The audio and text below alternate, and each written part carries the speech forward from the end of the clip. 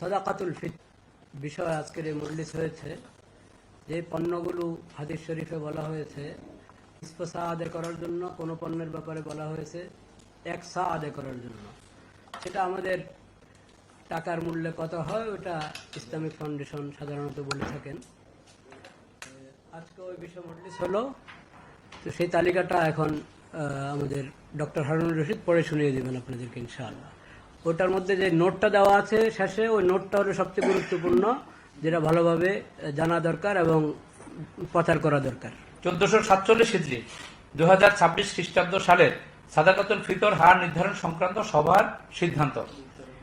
এবছর সাদকাতুল ফিতর হার নির্ধারণের জন্য ইসলামিক ফাউন্ডেশনের বিভাগীয় কার্যালয়সমূহের মাধ্যমে দেশের বিভিন্ন অঞ্চল থেকে উন্নত মানের গম, আটা, যব, খেজুর, কিশমিশ ও পনির এর খুচরা ও পাইকারি স্থানীয় বাজার দর যাচাই করে সাদাকাতুল ফিতর হার নিম্নরূপ নির্ধারণ করা হলো।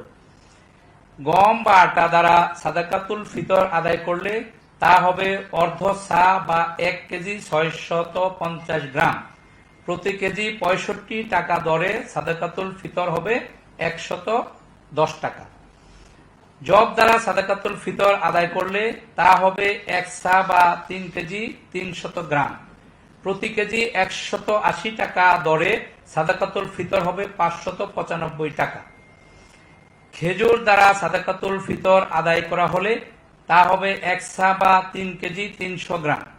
প্রতি কেজি 750 টাকা দরে সাদাকাতুল ফিতর হবে 2475 টাকা।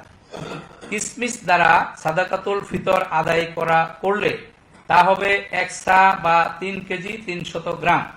প্রতি কেজি 800 টাকা দরে সাদাকাতুল ফিতর হবে 2640 টাকা। পনির দ্বারা সাদাকাতুল ফিতর আদায় করলে তা হবে 1 সা বা 3 কেজি 300 গ্রাম। প্রতি কেজি 850 টাকা দরে সাদাকাতুল ফিতর হবে 2805 টাকা।